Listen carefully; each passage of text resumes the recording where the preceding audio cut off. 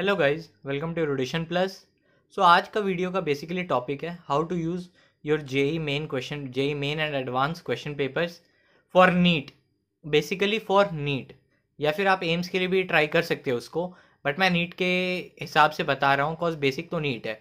तो बेसिकली आपके पास शायद न्यू वर्जन होगा इसका, जिसमें 40 ईयर्स का दिया होगा पेपर, जेई मेन और एडवांस का, केमिस्ट्री का और फिजिक्स का।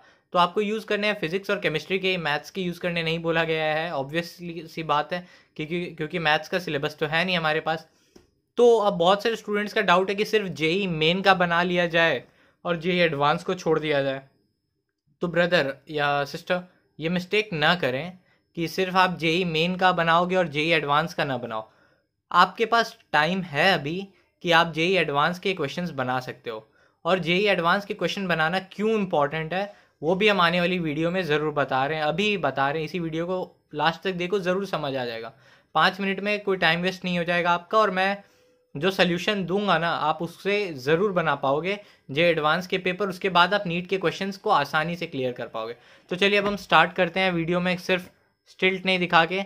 चलिए मान लीजिए हमारे पास खुल गया है, आपको दिखा दें हम, वर्क पावर एनर्जी खुला है चैप्टर, ठीक है।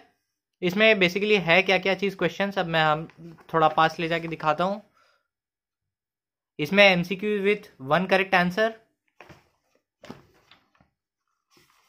इसमें है MCQ with more than one correct answer, दिख रहा होगा आपको, number D.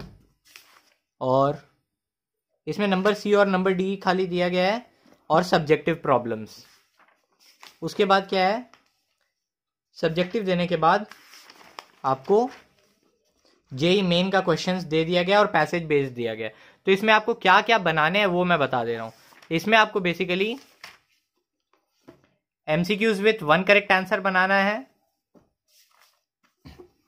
MCQ with more than 1 correct answer बनाना है। ये हो गया जेई एडवांस के लिए। जेई एडवांस के लिए इतने 2 बन रहे हैं, और जेई मेन का तो प्रीवियस ईयर जो दिया गया है वो सारा सॉल्व करना है। अब बेसिकली बात है कि आप तो सॉल्व कर नहीं पाओगे, तो इसमें देखिए सोल्यूशन एंड एक्सप्लेनेशन, पहले इसमें आंसर की दे दिया गया है, उसके बाद एक्सप्लेनेशन दिया गया है। मान लीजिए आपको सेक्शन सी का, मतलब जो एमसीक्यू विथ 1 करेक्ट आंसर का नहीं बना आपसे सवाल, तो आप क्या करोगे? ऑब्वियस सी बात है, सबसे पहले आप देखोगे कि आपको समझ नहीं आया क्या करना है। मान लीजिए सेकेंड नंबर क्वेश्चन, तो क्वेश्चन आपको नहीं आया, कोई बात नहीं, आप पहले पूरा करोगे। उसके बाद देखो यहाँ पे फॉर्मूला यूज किया गया है, kinetic energy is equal to P²/2m। तो ये आपको एक नया फॉर्मूला मिल गया ना, कि आपको पता चल गया कि kinetic energy is equal to P²/2m। तो ऐसे आपका रिवीजन होते रहेगा। तो इसीलिए मेरे एडवाइस ये रहेगी आपको कि आपके पास अगर टाइम नहीं, आप खाली क्वेश्चन आंसर सॉल्व कर रहे हो हर चैप्टर से, कि आप थ्योरी रिवीजन के तौर पे थ्योरी ले रहे हो और क्वेश्चन आंसर सॉल्व कर रहे हो, तो पहले आप जेई एडवांस का करो, उसके बाद मेन का, उसके बाद नीट का। तो ऑब्वियस देखो, एडवांस का आपसे एक भी क्वेश्चन नहीं बनेगा, चलिए मैं मान लिया एक भी नहीं बनेगा, लेकिन आपके पास पीछे सोल्यूशन तो है ना, पीछे सोल्यूशन है। उस सोल्यूशन में आपको कुछ ऐसा ऐसा ट्रिक्स मिलेगा ना, जो आपको शायद ही थ्योरी पढ़ने से मिल पाए आपको सही से। तो इसीलिए मैं बोल रहा हूं ना कि आप ऐसा क्वेश्चंस बनाओ जेई एडवांस के, जिससे आपको अच्छा खासा कंसेप्ट मिले। देखिए मैं आपको दिखा सकता हूं यहाँ पे, देखिए इसमें लिखा है की कंसेप्ट बोल के, कि the force constant of spring is inversely proportional to length of spring. तो आपको ये चीज एक मिल गया ना, कि की कंसेप्ट के हिसाब से आपको मिल गया।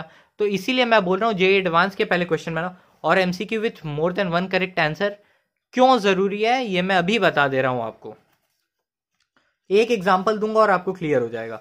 तो बेसिकली आपको क्या क्या बनाना है, आपको बनाने हैं एमसीक्यू विथ 1 करेक्ट आंसर और मोर देन 1 करेक्ट आंसर। एक और चीज आप बना लो यार, उसमें कुछ होगा नहीं आपका ज्यादा टाइम वेस्ट, वो है नंबर ए और बी।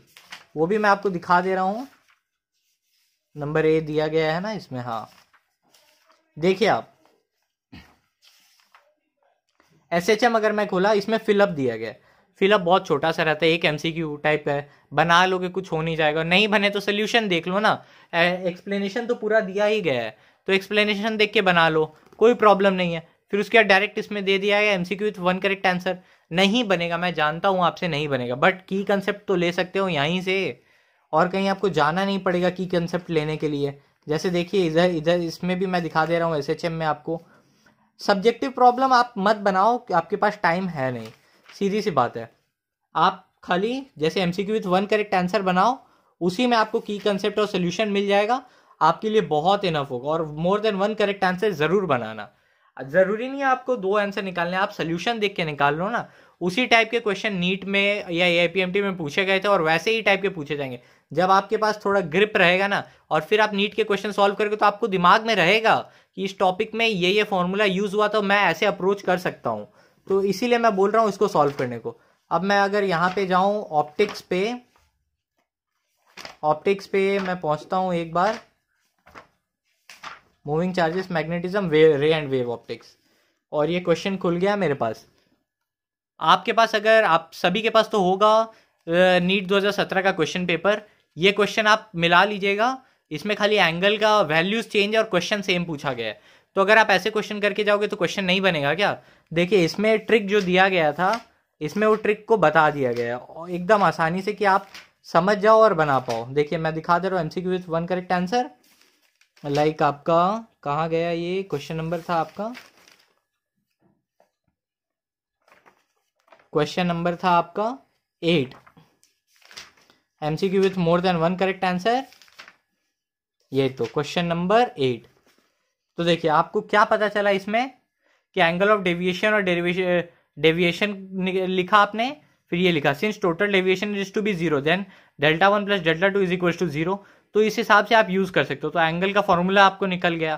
तो इसीलिए मैं बोल रहा हूँ ना, देखिए नीट 2017 में आया था और मैं ये क्वेश्चन करके गया था MCQ with more than one correct answer, इसीलिए मेरा बन गया। आप सेम ही केमिस्ट्री के लिए अप्लाई कर सकते हो, सेम किताब है, सेम सब कुछ दिया गया, सेम सॉल्व किया गया। मैंने अरिहंत पब्लिकेशन की बुक को देखा नहीं है तो मैं इसीलिए बता नहीं सकता हूँ, बट मैं दिशा पब्लिकेशन का फ्लिपकार्ट में सस्ते में मिल रहा था तो मैंने ऑर्डर कर लिया और मैंने देखा तो मुझे अच्छा लगा। आप देख सकते हो दिशा पब्लिकेशन, अरिहंत पब्लिकेशन, दिनेश, बहुत सारे अवेलेबल है मार्केट में।